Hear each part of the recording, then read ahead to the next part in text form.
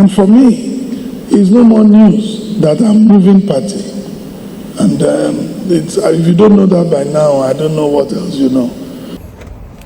Show me a weak governor and I would point towards the Akwa Ibom state governor. Telling you the truth. This guy is so weak. He's so weak. So damn weak. How can a governor be complaining about their local government, his ministers, his commissioners not following him around? How many times has he mentioned it in his meetings? Why does he have to tell the public that he has a problem in his cabinet? Why can't he take action? These are the kinds of people we put in power. People that are accidental leaders, accidental political leaders. This person doesn't have a mind of his own, doesn't have a will of his own. That's the reason why he can be easily tossed around. I'm sure that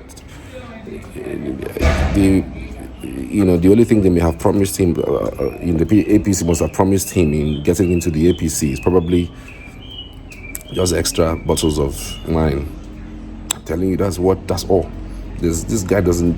I don't think he has the ability to even negotiate anything fantastic for himself.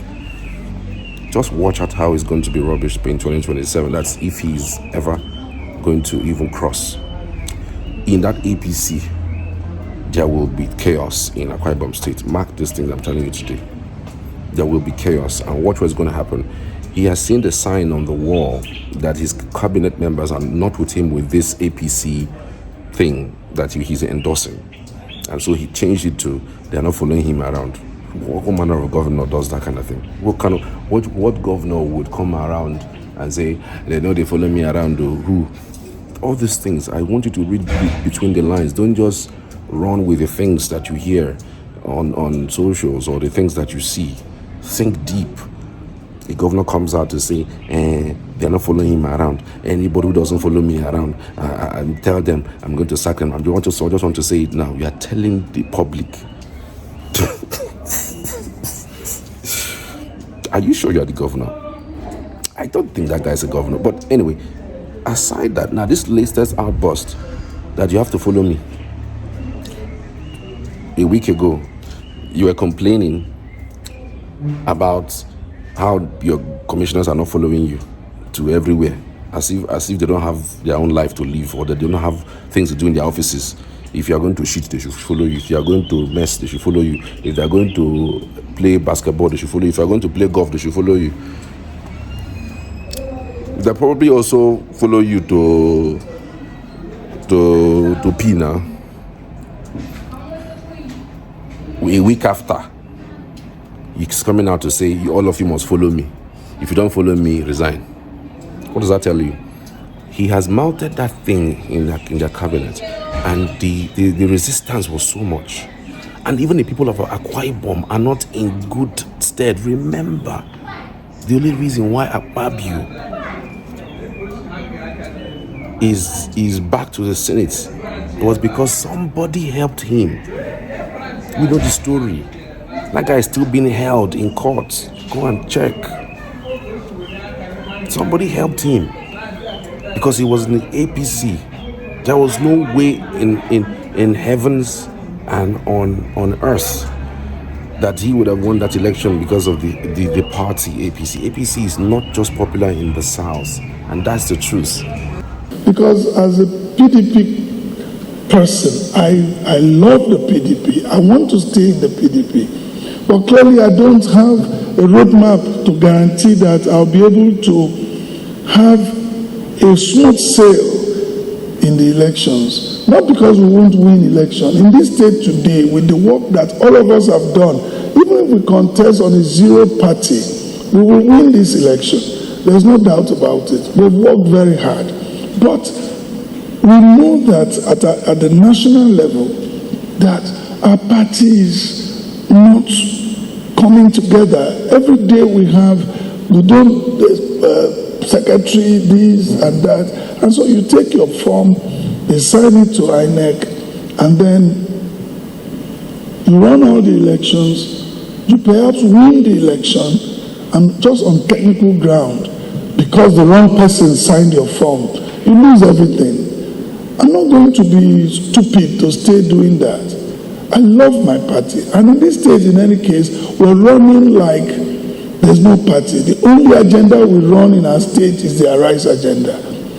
No party in this country have clear ideological differences, and I challenge anybody to let's take that debate. I will want to have that debate to show me the ideological differences of each party that we have in this country. People just move.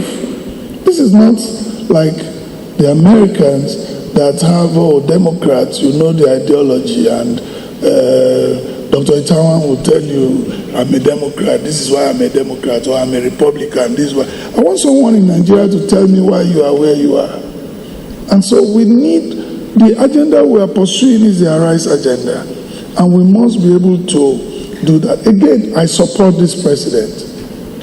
I support this president. I know clearly well that this president did not create the situation we are in.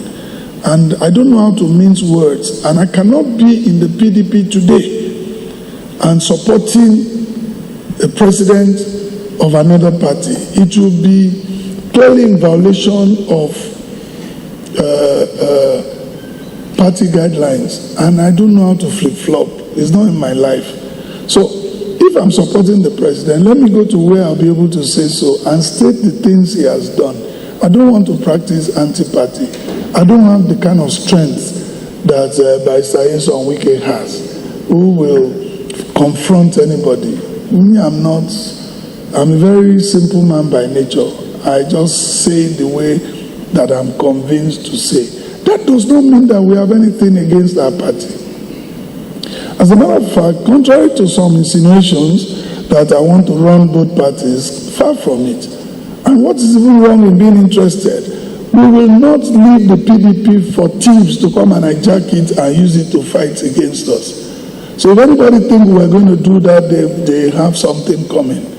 We will leave the structure of the party so that they can work together and stay, so that people don't come from outside and think, oh, Umo Eno has moved, let me come and hijack the party. And let the structure of the party remain. They've done their congresses. Let them run and let it be that they are there. That's my position.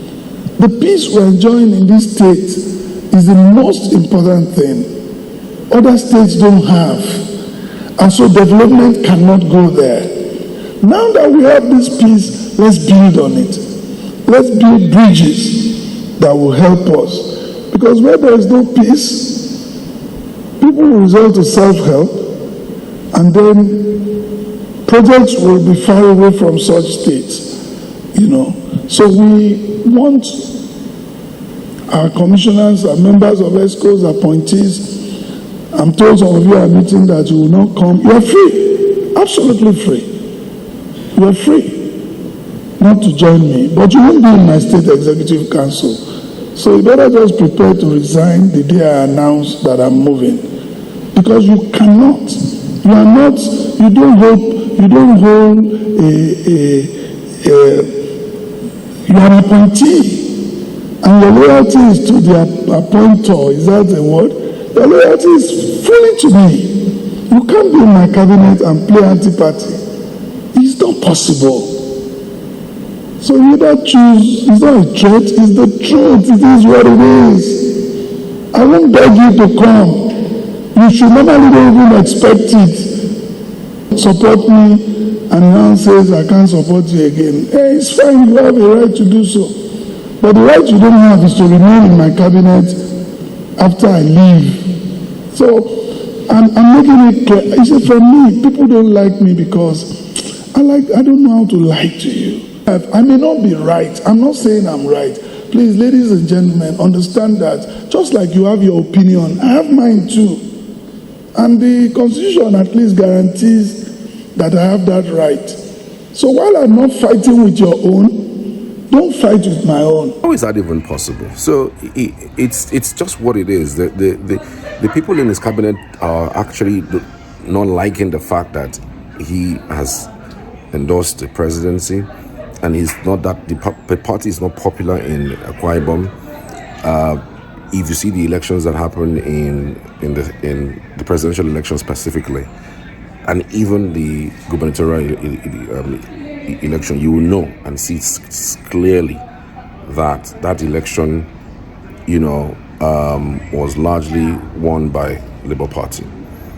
So it's either Labour Party or PDP that is trending in Akwa Ibom. So the only way they know that they can move ahead a little bit is by rigging. If they have the governor in, all they need to do is just to tell the governor what to do.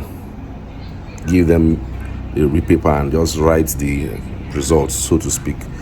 But again, one must know, elections, it is going to be very difficult to rig the 2027 elections, whether it is presidential, gubernatorial, as the case may be, because we now know that hitches can happen in INEC, and when hitches happen, there's a possibility that you can repeat it. When hitches happen, somebody can cry, somebody can say, okay, I apologize, but I will redo it. Not that there's hitch, and then you come and still continue with collation of the result. Everything will be cancelled, and they'll start afresh. So, having said this, I just wanted to be clear that this man, for me, is the weakest governor right now, and there is absolutely nothing that he can do that he would win that election in 2027. If he wants to defect, he should defect. But trust me, somebody within his cabinet will win that election if he defects to the APC. Mark these things. These are permutations. These are predictions. But trust me, like it or leave it, somebody in his cabinet is going to beat him if the person either moves to the PDP. Of course, he's in PDP. If the person moves to Labour Party or even stays with the PDP, that is what's going to happen. So watch out for it. Except that the election is not rigged. If the election is rigged, if the election is rigged, then you can be rest assured that this is exactly what they're trying to do all the while. Just get all the governors in, give them the real documents, let them take the one to the streets, the one that is fake.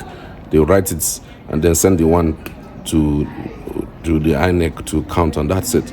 But I'm sure that people are going to defend their vote. It's not going to be at like 2023 where they told them that it's going to be electronic. Now we know that INEC can do some wicked things. So mark it. This is just for everybody to know that this man has lost his cabinet. He has lost his mind as to, where to pitch his tent come 2023 or come 2027. And he's seen himself as someone who cannot really go for an election without the help. And that help is looking for the federal might, because, of course, he hasn't really done well.